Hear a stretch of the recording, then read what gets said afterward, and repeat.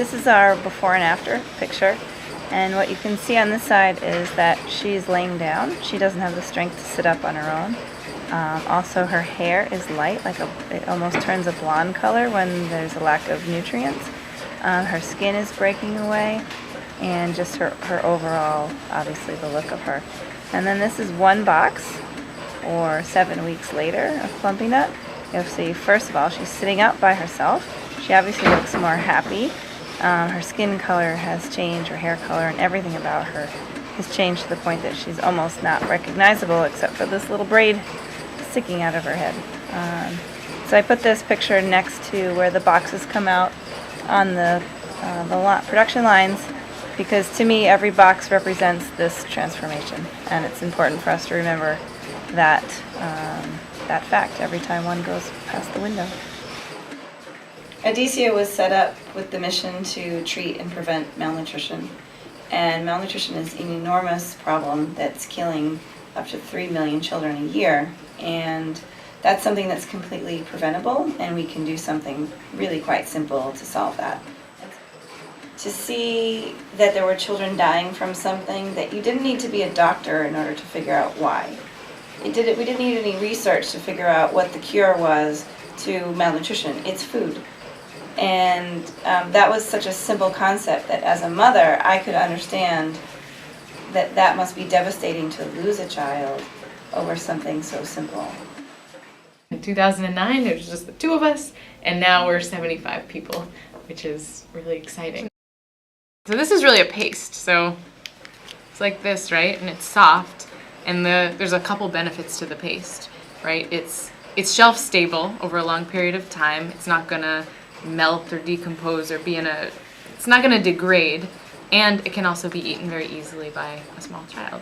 They call it ready to use therapeutic food because that was the crux of it. They needed something ready to use, not a powdered milk that had to be reconstituted with water. So it depends on their weight, but on average it's going to be 3 of these per day for a period of about 2 months to get fully better. And this is their whole caloric and nutritional needs fulfilled with this. In Bangladesh or in India, you're looking at an 18-month child and you think it's a healthy 10-month-old child. But it's not. It's a very small 18-month child because they're not growing. And it's not just physical, but it also has mental effects. So the body and brain are growing so rapidly between conception and 2 years of age, especially, up to age 5 as well. But during that time, the child, no matter where they are in the world, needs certain things. They need vitamins and minerals. They need the micronutrients, the macronutrients, and if they get them, they grow to their full potential. And if they don't get them, they don't.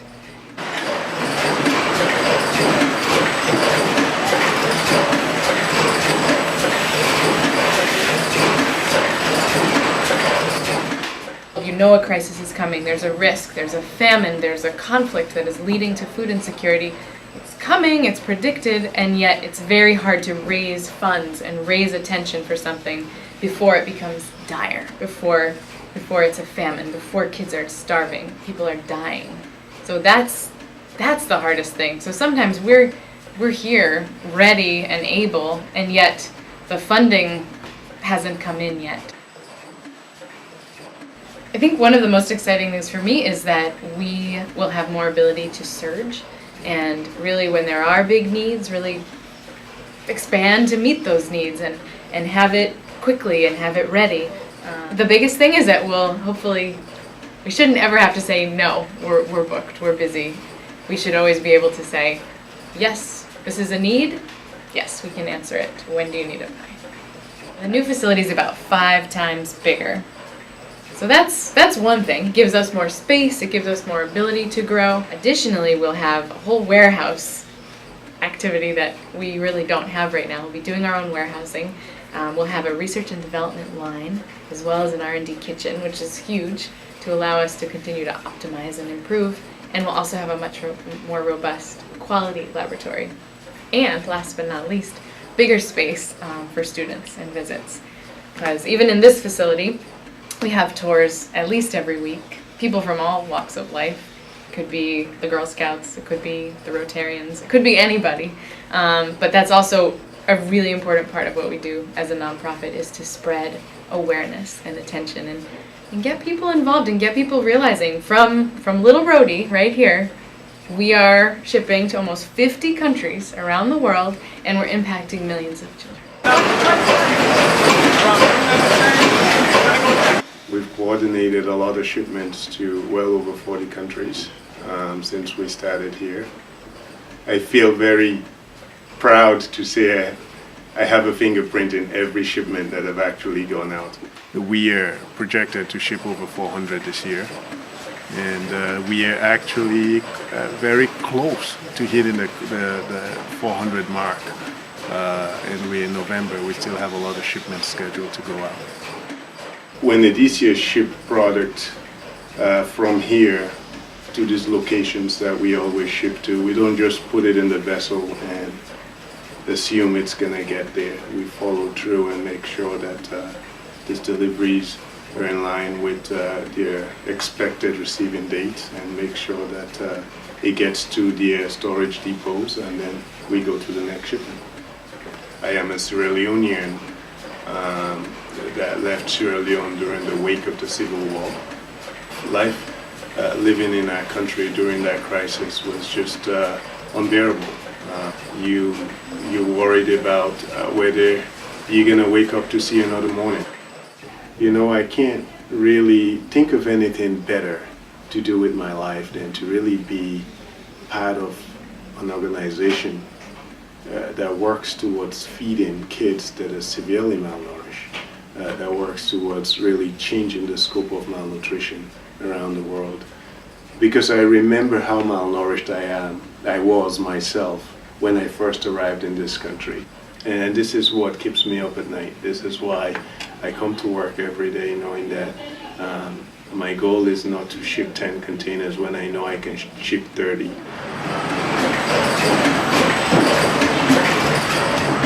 This year alone, in 2015, we will have sent out enough ready-to-use foods to reach 1 million children. And that's not just for one day, it's for full treatment. So for the most severe cases, that can be about an average of 7 weeks. And when we're doing prevention, that's actually a much longer period of time. So 1 million children for a complete treatment that will rehabilitate them back to healthy life. And we're really looking at trying to deliver micronutrients that help build their brains and bodies. Because if we don't intervene during those critical windows of opportunity, then it's irreversible. We can't get that back later, and the damage is really permanent. So by intervening, that impact is lifelong. It will allow children to be able to learn in school, to get jobs, and it really, at the end of the day, impacts GDP overall for our country. The vision for the new factory really is to continue what we're doing, but also add a completely new component, which is this innovation center, and really using the expertise that we've developed over the last few years to look at new populations that are not currently being reached. That could be more work with adults with HIV, it could be school children, not only internationally but domestically as well. Also looking at pregnant and lactating mothers. These are all critical intervention points. I think one of my favorite things to do is go out into the field. That's why we started this, after all, is really talking to mothers and their children and understanding their stories and how they got here, and how oftentimes they feel like they have failed if they have a child who's severely malnourished, and that we can deliver a solution to really quite simply fix that. Is a great thing to experience. And when you are sitting in those malnutrition wards, and the kids and the moms are getting the training on how to use the products, and to watch one open up a sachet and take their first bite is then nothing but smiles. And so that's really great to see them literally coming back to life and lifting up their heads for the first time to take a drink of water and have a first try of Plumpy Nut. I could sit there all day. It's really magical to watch that transformation.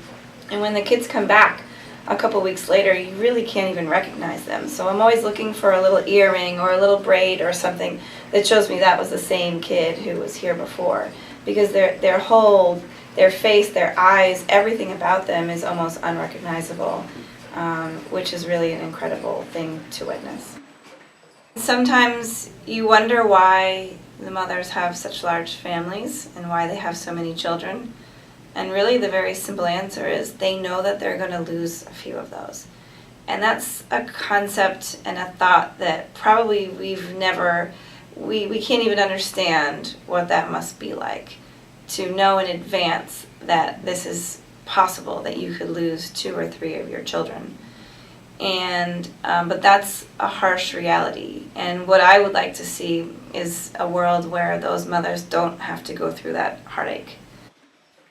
We're looking for people to help support our mission, and it is really quite inexpensive to be able to help just one child. And so for $50, that can buy an entire box of Plumpy Nut and deliver a 7-week treatment that can completely rehabilitate and change a child in just a few weeks.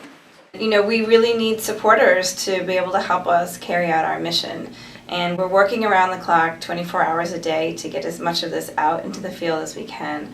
But we want to start a volunteer program. We want to have recurring donors. We want to have people feel like they're part of our family and really part of making a difference. And I think the most exciting part is the products that we make are so tangible, and that you can literally see a marked difference in these kids in such a short time, that you know exactly where your money's going to, and you know exactly what it did.